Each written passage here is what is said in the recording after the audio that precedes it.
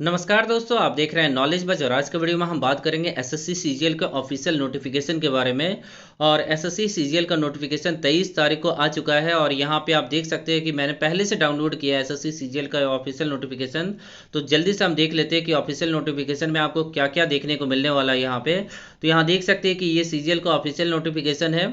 और यहाँ पे अगर हम बात करें तो 23/12/2021 से आप अपने ऑनलाइन फॉर्म को फिल कर सकते हैं। ठीक है, इसी के बारे में पहले देखिएगा। सबसे पहले जानकारी दिया गया है कि ऑनलाइन जो एप्लीकेशन फिल होगा 23/12/2021 से, मतलब कल से, आज से बोलिए स्टार्ट हुआ है। और 23/1/2022 तक एप्लीकेशन को फिल कर सकते हैं। तो मैं सजेस्ट करूंगा कि आज ही आप अपने का एप्लीकेशन को फिल कर दीजिए। और लास्ट डेट है इस एप्लीकेशन को फिल करने के लिए, मैंने बता दिया, 11:30 बजे रात तक फिल कर सकते हैं, 23 जनवरी 2022। ठीक है, 23 जनवरी 2022 लास्ट डेट है इसका। उसके बाद अगर हम बात करें, जो एग्ज़ाम होगा वो अप्रैल 2022 में होगा। मतलब अभी से आपके पास 5 महीने का समय बचा हुआ है। 4 महीने बोलिए, 4 महीने का समय बचा हुआ है अभी से लेके। ठीक है ना, एग्ज़ाम डेट आप लोगों को पहले से पता होगा। और CBT 1 का, ठीक है। और आपको पेमेंट करने के लिए 28/1/2022 से लेके 1/2/2022 तक पेमेंट विंडो और करेक्शन विंडो खुला होगा। ठीक है, करेक्शन भी कर सकते हैं शायद ऑनलाइन एप्लीकेशन फॉर्म को। और अगर हम आगे बात करें तो यहाँ पोस्ट जो देख सकते हैं, यहाँ पे अलग अलग पोस्ट है। टोटल यहाँ पे अगर हम बात करें तो टोटल यहाँ पे 36 पोस्ट के लिए वैकेंसी निकला हुआ है। ठीक है, जिसमें देखिएगा असिस्टेंट ऑडिट ऑफिसर 18 से 30 वर्ष तक के बच्चे अप्लाई कर सकते हैं।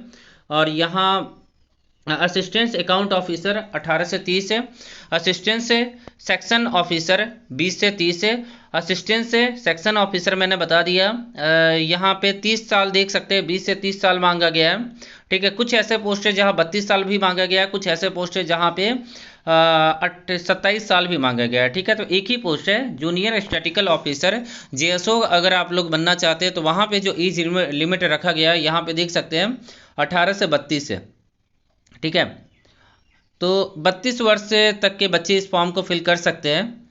और जो मैक्सिमम एज है किसी पोस्ट में 27 साल भी देख सकते हैं। जो ग्रुप C का वैकेंसी है उसमें 27 साल रखा गया है। ठीक है ना, आगे देखिएगा। अगर आपको अलॉटमेंट हो जाता है जो भी पोस्ट में, तो उसको चेंज नहीं किया जाएगा, ये आपको नोट में बताया गया है। और वैकेंसी और रिजर्वेशन के बारे में भी बताया गया है कि वैकेंसी या तो इंक्रीज हो सकता है या डिक्रीज हो सकता है। Up to dated vacancy position will be uploaded on website. ये आपको बताया जाएगा कि कितना वैकेंसी है। ठीक है, इसको अपलोड किया जाएगा कि CGL में कितना वैकेंसी है, इसमें फ़िलहाल बताया नहीं गया है। और यहाँ ने आपको भारत का नागरिक होना चाहिए। एज लिमिट आपका 1/1/2022 से कैलकुलेट किया जाएगा। इसका मतलब क्या होगा, अगर 27 वर्ष से अगर कैलकुलेट किया जाता है जो ग्रुप C के लिए है, तो उसके लिए आपको 1995 में या उसके बाद का आपका जन्म होना चाहिए, जनवरी 1995 या उसके बाद का। ठीक है, इसी तरह 30 साल अगर देखा जाएगा तो 1992, जनवरी 1992 के बाद का होना चाहिए।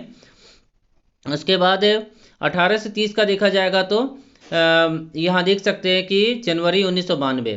और 32 साल वाला अगर कोई पोस्ट फिल करना चाहते हैं तो 1990 से कैलकुलेट किया जाएगा।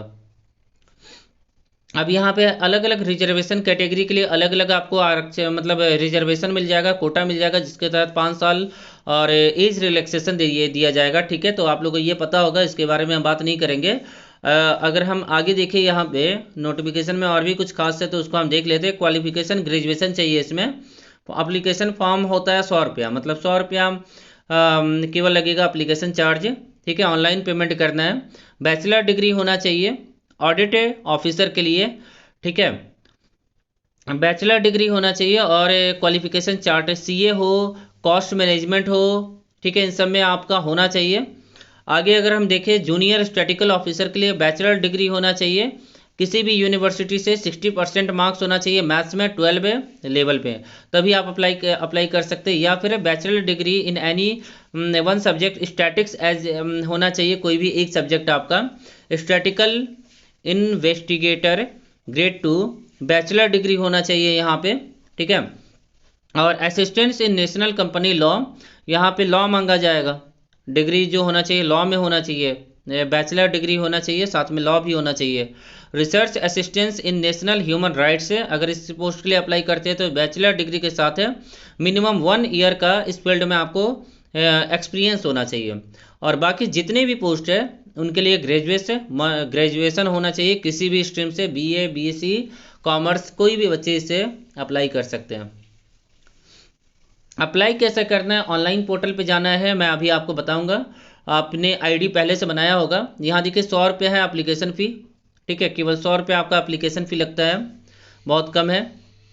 और यहाँ पे देखिएगा विंडो एप्लीकेशन जो करेक्शन के लिए खुलेगा 28 जनवरी 2022 से लेके 1 फरवरी 2022 तक है। आप अपने फॉर्म को करेक्ट कर सकते हैं अगर आपको लगता है कि कुछ गलत हो गया तो।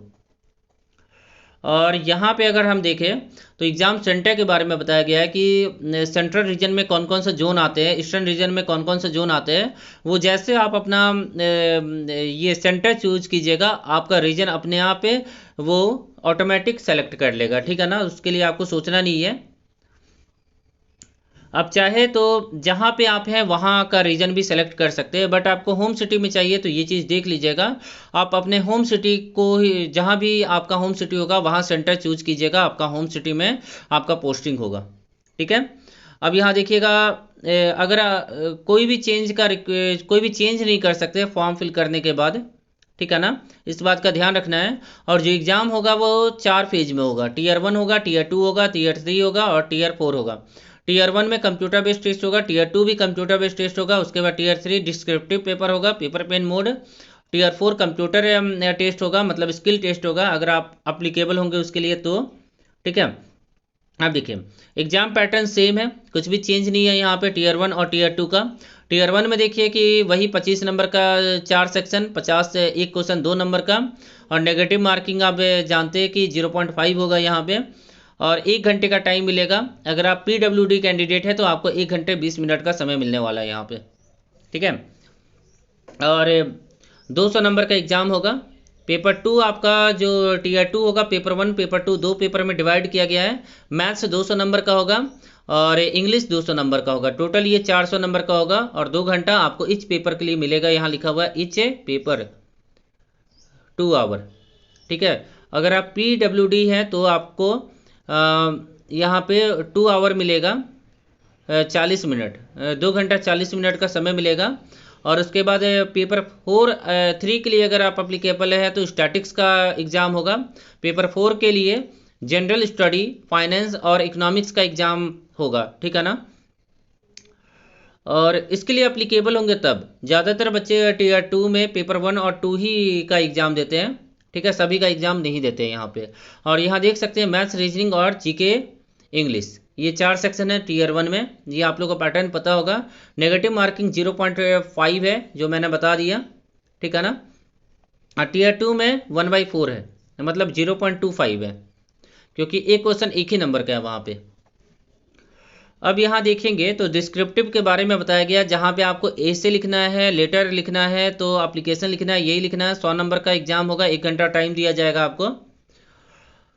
और यहाँ पे निगेटिव मार्किंग शायद नहीं है पेपर Tier 3 में।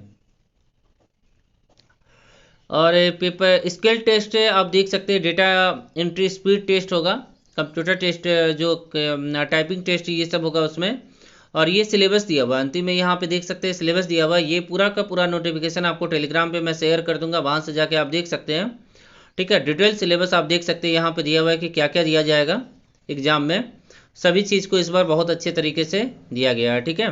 हर एक चीज़ का डिटेल सिलेबस आपको देखने को मिल जाएगा इस बार के ऑफिशियल नोटिफिकेशन में। और भी कुछ आपको अलग देखने को नहीं मिलेगा, यही सब आपको देखने को मिलेगा। और कुछ अलग है तो मैं बता देता हूँ, एडमिशन टू एग्जामिनेशन। और एग्ज़ाम के समय आपको ये वोटर आईडी डॉक्यूमेंट वेरिफिकेशन कराना होगा। और कोई भी आईडी लेके जाइएगा, एग्ज़ाम जब देने के समय एडमिट कार्ड और आईडी प्रूफ ले लीजिएगा, फ़ोटोकॉपी नहीं चाहिए होता है। मोड ऑफ सिलेक्शन आप लोगों को पता है कि ये मिनिमम बताया गया है, इसका कोई मतलब नहीं है, कट ऑफ जाता है इसके एग्ज़ाम में, ठीक है। 30% ला के आप पास नहीं कीजिएगा, कट ऑफ आपका ये लोग डिसाइड करते हैं कि कट ऑफ कितना होगा।